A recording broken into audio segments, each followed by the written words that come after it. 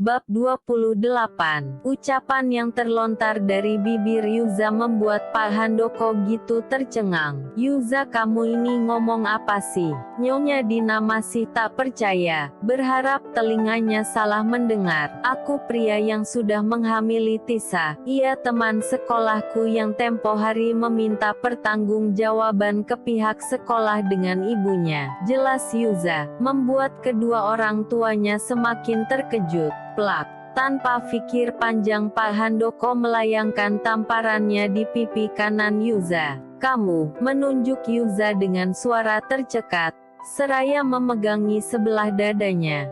Papa tidak apa-apa," seru Nyonya Dina panik. "Takut penyakit jantung yang diderita suaminya kambuh. Sejak dulu kamu selalu menyusahkan hidupku Yuza. Benar-benar anak yang tidak tahu diuntung," sentaknya, menatap Yuza pen amarah. "Dan kamu sudah membodohi saya. Pergilah dari sini," sentaknya juga pada Tisa. Sulit dipercaya, gadis yang sudah membuatnya simpatik ternyata korban dari kebodohan putranya. Rasa iba itu hilang seketika. Tidak bisa dibayangkan, jika Yuza harus menikah dengan wanita miskin, tentu akan mencoreng namanya sebagai seorang politikus. Tisa yang tidak bisa berbuat apa-apa bergegas masuk ke dalam kamarnya dan mengemasi pakaiannya. "Tisa," Bitati menghampiri.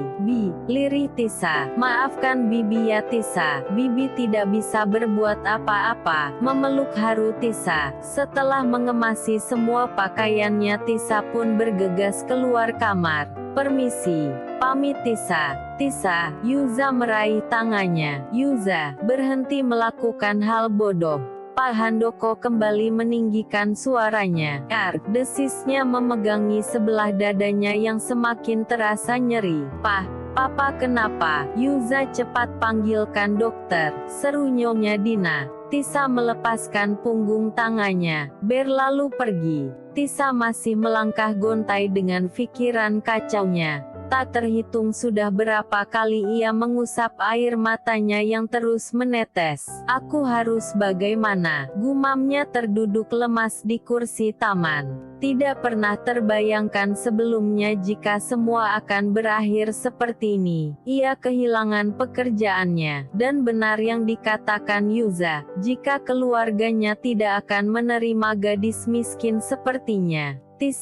Tisa yang sedari tadi menangis seraya tertunduk spontan mendongakkan kepalanya. Kak Yuza terkejut melihat Yuza yang sudah berdiri di hadapannya. Yuza duduk di sisinya, jemarinya menyeka air mata yang membasahi wajah Tisa. "Jangan takut, gue akan tetap tanggung jawab," ucapnya meraih punggung tangan Tisa. "Berhentilah membual, orang tuamu tidak akan bisa menerima aku dan gue siap meninggalkan kedua orang tua gue." Selai Yuza.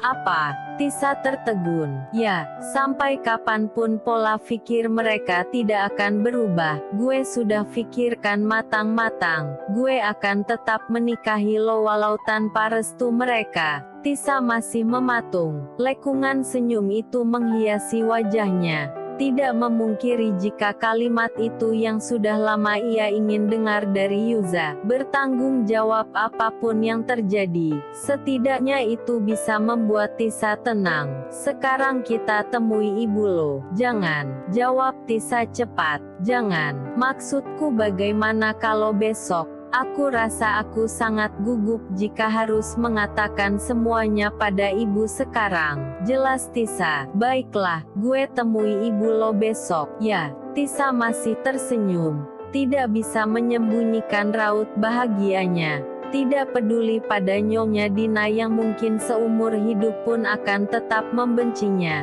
Tisa tidak peduli asal Yuza bersamanya. "Boleh gue peluk lo?" Tisa mengangguk pelan. Yuza menarik tangan Tisa ke dalam dekapannya. Percaya sama gue akan berusaha membahagiakan lo, ujarnya, seraya mencium sulu rambut Tisa. Walau kedepannya Yuza pun belum tahu apa yang harus diperbuatnya. Satu yang pasti, seluruh fasilitas mewah yang diterimanya akan dicabut jika Yuza mengambil keputusan ini. Ia tidak peduli. Aku percaya, jawab Tisa masih dengan senyum yang merekah. Aku harus pulang.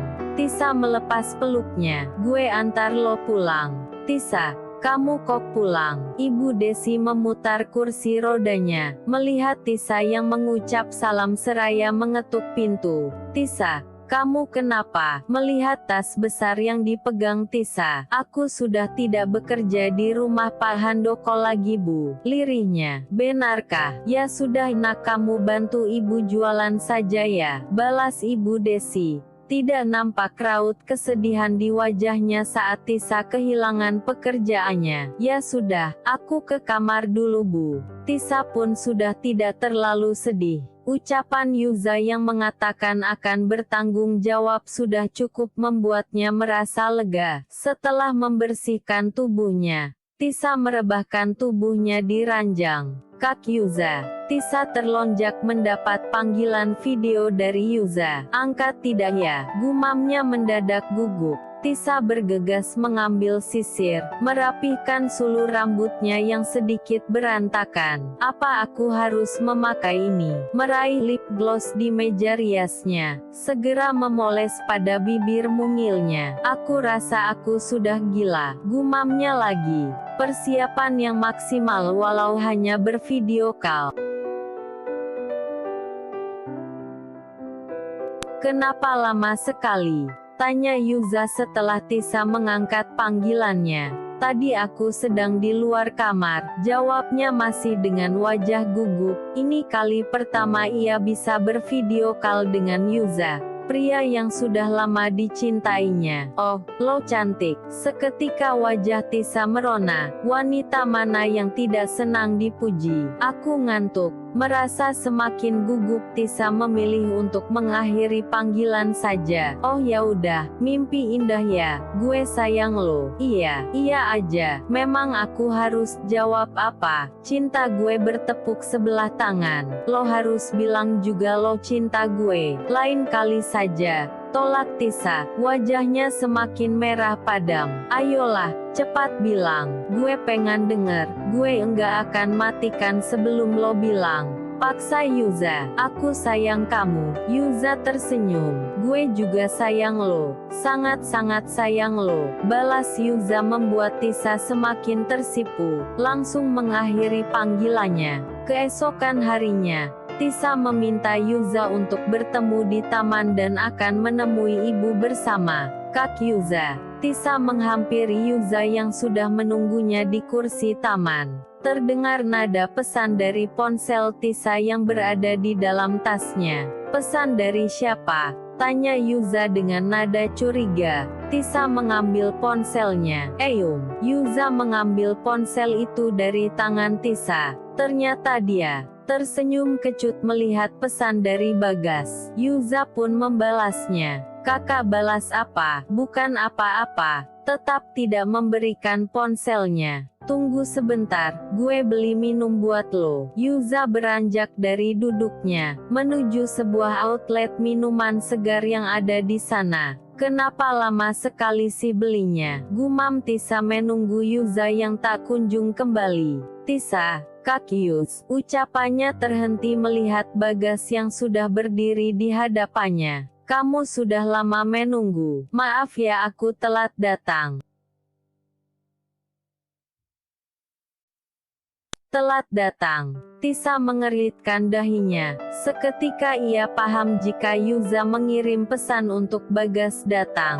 Sayang. Spontan Tisa menoleh, melihat Yuza yang berdiri tak jauh darinya, memegang satu cup minuman segar di tangannya. Maaf ya lama, ucapnya mesra menghampiri Tisa. Tisa, Kita pergi dari sini. Bagas hendak meraih tangan Tisa namun Yuza segera menepisnya. Mulai detik ini lo jangan pernah lagi temui Tisa, karena gue akan menikah dengannya. Bagas justru tertawa kecil. Lelucon apa lagi nih? Ini bukan lelucon. Gue ayah dari janinnya, dan sudah pasti gue akan menikahinya. Tegas Yuza menatap geram pria di hadapannya. Gue enggak percaya. Cup. Tisa terbelalak saat bibir lembut Yuza mencium bibirnya tanpa permisi. Yuza mengecupnya di hadapan Bagas yang seketika dia membeku. Ngak boleh ada yang dekat dengannya, apalagi sampai menyentuhnya. Ngerti? Yuza memberi peringatan. Bagas mendesis kesal. Tanpa mengucapkan apapun ia bergegas pergi. Kenapa? Tanya Yuza menatap wajah Tisa yang tampak sendu. Tidak apa-apa, balasnya, merasa tidak enak pada Bagas.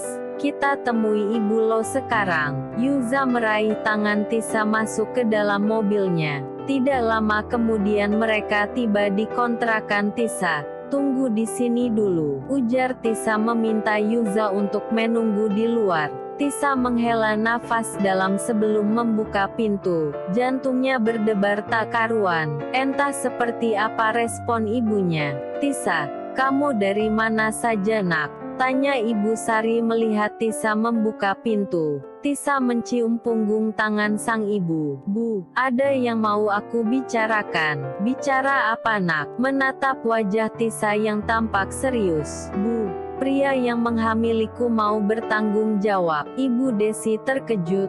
Detik berikutnya senyum tersungging di wajahnya. Benar nak, baguslah kalau gitu. Ibu Desi merasa lega. Dia mau menemui ibu. Oh ya baguslah, ibu juga mau bertemu dengannya. Bu, Ibu Desi menoleh mendengar suara pria memanggilnya. Ia memicingkan matanya melihat pria muda berdiri di ambang pintu. Saya yang akan bertanggung jawab atas kehamilan Tisa. Ibu Desi masih memicingkan matanya, seraya memutar kursi rodanya, menatap lebih lekat wajah pria yang tidak asing untuknya. Siapa orang tuamu?